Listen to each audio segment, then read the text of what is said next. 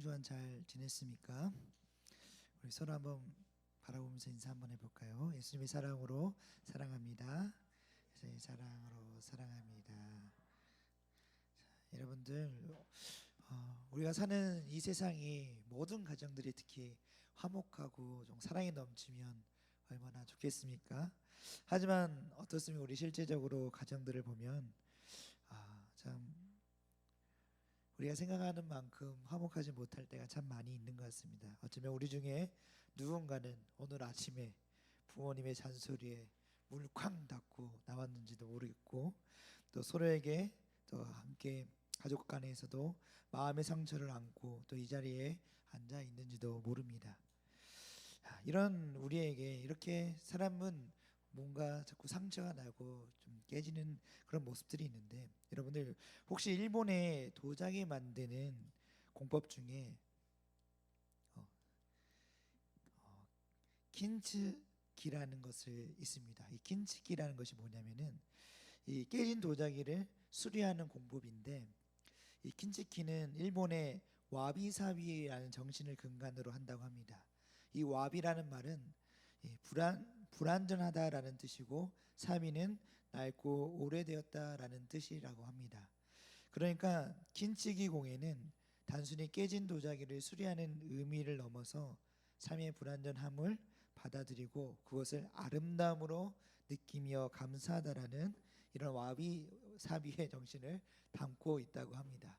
그래서 여러분들, 그래서 킨치키 공법이 뭐냐면은 깨진 그릇에 금을 이렇게 넣어가지고 이것을 이렇게 붙이는, 그래서 이 그릇 자체가 굉장히 고귀하고 아름답게 변하는 그런 공법이라고 합니다. 이처럼 오늘날 우리는 그 깨어지고 금이 간 틈 사이로 하지만 하나님께서 우리에게 은혜를 어떻게 스며들게 하시는지, 킹스키처럼 상처 입은 우리 가정을 다시 빚으시는 하나님의 손길에 대해서 우리 함께 또 한번 나눠보기를 원합니다. 여러분, 요즘 세대에는 결혼을 인생의 필수 과업이 아닌 개인의 선택이라고들 많이들 말합니다.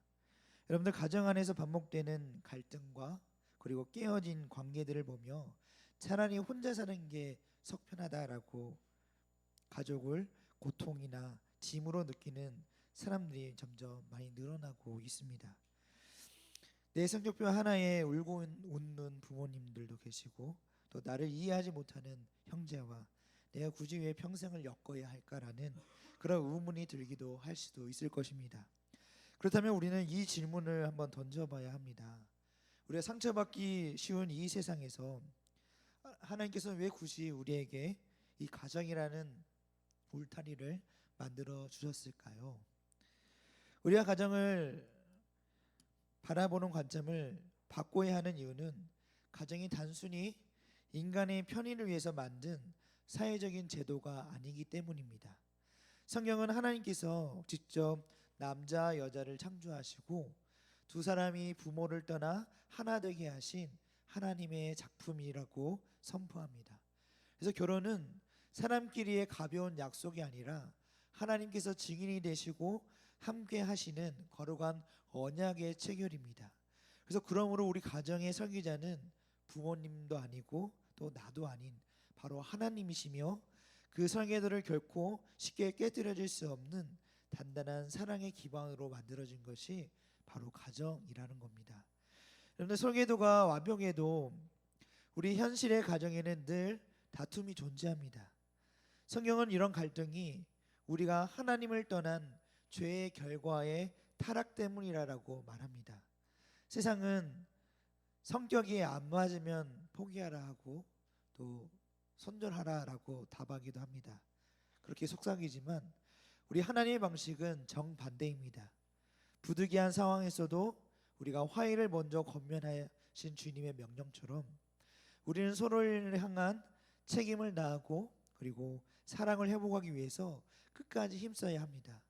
내 힘으로는 불가능해 보이는 그 화평을 지키기 위해서 우리는 가정을 돌보시는 하나님께 지혜를 구해야 합니다. 여러분, 혹시 우리 집에서 잠깐 너무 목사님이 너무 또 날렸구나. 자, 혹시 우리 집에서 나만 교회 다니는데 내가 뭘 할 수 있겠어라고 외로운 싸움을 하는 친구가 혹시 있지는 않으신가요? 여러분들 마가복음 5장에 보면은 예수님이 12년을 혈루증으로 알아온 여인을 이제 만나게 됩니다. 여러분, 혈루증이라는 것은 여자의 병인데 자궁 안에서 출혈이 계속 하혈을 하는 겁니다. 계속 피가 흐르는 거예요. 근데 이거를 여자가 그렇게 하혈을 하고 다니면은 얼마나 여자 입장에서 수치스럽고 얼마나 부끄럽겠습니까? 또 당시에는 그렇게 피 흘리고 다니는 사람에게는 부정한 사람이다. 어떻게 좀 더 이렇게 좀 강하게 말하면 더럽다라고 생각할 정도로 생각하는 상황이었던 겁니다. 그런 여인이 12년 동안 그런 병을 앓고 고생하고 있다가 이제 그런 부정한 여인으로 사람들에게 낙인 찍힌 여인이 예수님의 옷자락을 만졌을 때 그 병이 나음을 받는 것을 우리가 보죠. 근데 그런 부정함이 여러분들 예수님께 옮겨갔다라고 성경은 얘기하지 않습니다. 오히려 이 부정이 예수님께 옮겨간 것이 아니라 오히려 예수님의 그 생명력이 그녀를 살리고 그녀를 회복시켰다라고 말씀합니다.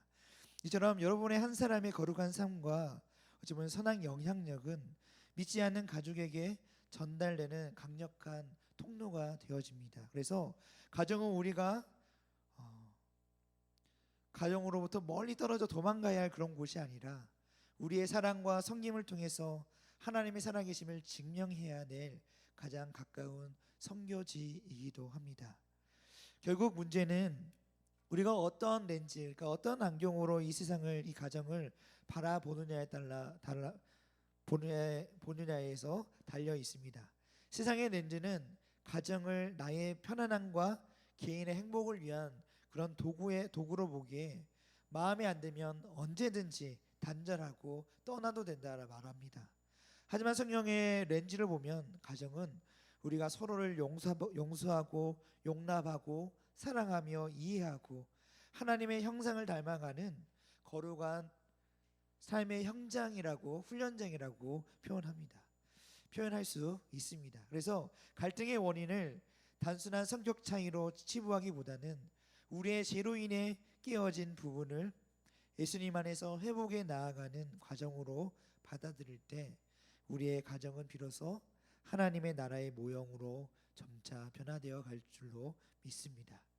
그래서 우리가 오해하지 말아야 할 사실은 이 가정의 화평이 그렇다 해서 우리의 얄팍한 노력이나 우리의 참을성만으로 완성되지 않는다는 점입니다. 무너진 관계를 회복하고 다시 이어붙여 붙일 진짜 힘과 지혜는 오직 가정을 돌보시는 하나님께로만 온다는 사실을 우리는 기억해야 됩니다. 내가 더 착해져야지라는 결심보다 더 중요한 것은 하나님, 우리 가정을 돌봐주세요라고 겸손히 하나님께 기도하는 자세입니다. 내 한계를 인정하고 하나님의 도우심을 구할 때 비로소 하나님께서 우리가 상상할 수 없는 방법으로 우리의 가정을 만지기 시작하시며 그리고 우리의 가정을 또 주 안에서 평안과 화평을 이루어가게 하실 거라 믿습니다. 이제 구체적으로 우리 한번 실천 사항을 한번 봐보도록 하겠습니다. 이제 구체적인 실천을 한번 우리 시작해 볼 건데요. 첫 번째는 우리가 가족을 바라볼 때 우리 가족을 귀찮은 존재가 아니라 하나님께서 나에게 주신 선물이라는 것으로 우리가 다시 정의하고 바라봤으면 좋겠습니다. 매일 차려지는 밥상 그리고 우리 빨래통에 들어갔던 옷들이 깨끗하게 다려져서 나오는 옷들, 때로는 이런 것들이 잘 지켜지지 않는 우리 그런 것들이 어찌 보면은 여러분 너무 당연하다고 생각할지 모르겠습니다. 하지만 이건 누군가의 헌신과 사랑이 없이는 그것이 이루어질 수 없다는 것을 여러분들 기억해 보면 좋을 것 같습니다. 그리고 때로는 우리가 부모님 말씀을 잘 안 들을 때 부모님이 항상 간섭하고 잔소리처럼 들리는 그런 말들이 사실은 부모님께서 여러분들을 사랑으로 여러분들을 관심 있게 바라보고 있다는 것을 여러분들이 늘 기억했으면 좋겠습니다. 그래서 오늘부터라도 우리가 당연하게 여겼던 일들을 우리가 감사의 제목으로 한번 찾아봤으면 좋겠습니다. 그리고 쑥스럽더라도 우리가 그런 나에게 감사의 행동을 해주시는 분들에게는 먼저 감사합니다, 또 사랑합니다라고 한번 또 표현해 보는 것도 참 중요한 것 같습니다.